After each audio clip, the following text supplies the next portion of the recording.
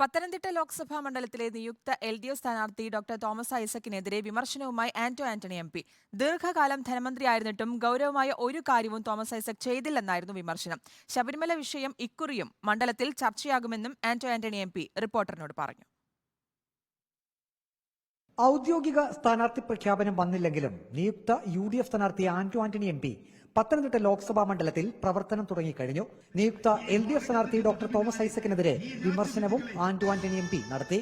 അദ്ദേഹം 10 കൊല്ലം ധനകാര്യമന്ത്രിയായിരുന്നപ്പോൾ എന്തെങ്കിലും ഗൗരവമുള്ളൊരു കാര്യം നാട്ടുകാർക്ക് വേണ്ടി ചെയ്തതായിട്ട് ഇവിടെ ആർക്കും അറിയില്ല. അതുകൊണ്ടൊരു ഗൗരവമുള്ള സ്ഥാനാർത്ഥിയാണെന്ന് ഇവിടെ ആരും കരുതുന്നില്ല.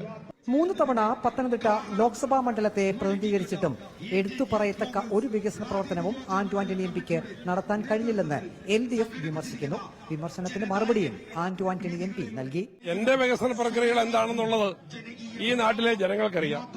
ഞാൻ പ്രതിദാനം ചെയ്യുന്ന ഈ പാർലമെന്റ് മണ്ഡലത്തിലെ ഓരോ പഞ്ചായത്തിലും അത് എടുത്തു കാണിക്കാൻ കഴിയുന്ന വികസന പദ്ധതികളുണ്ട്. ശബരിമല അയ്യപ്പ ഭക്തരാരും ഇക്കുറി ഇടതുമുന്നണിക്ക് വേണ്ടി വോട്ട് ചെയ്യില്ലെന്നും ആന്റോ ആന്റണി MP വ്യക്തമാക്കി. ഇത്തവണ ശബരിമലയിൽ പോയ ഏതെങ്കിലും ഭക്തൻ ഈ ഗവൺമെന്റിന് വേണ്ടി വോട്ട് ചെയ്യുമോ? എന്തൊരു ദ്രോഹമാണ് ഇത്തവണ ശബരിമലയിൽ പോയ ഭക്തന്മാരോട് ഈ ഗവൺമെന്റ് ചെയ്തത്. ഇക്കുറിയും UDFന് വിജയം ഉറപ്പാണ്. ഭൂരിപക്ഷ ന്യൂനപക്ഷ സമുദായങ്ങളുടെ പിന്തുണ UDFനാണെന്നും ആന്റോ ആന്റണി MP അവകാശപ്പെട്ടു.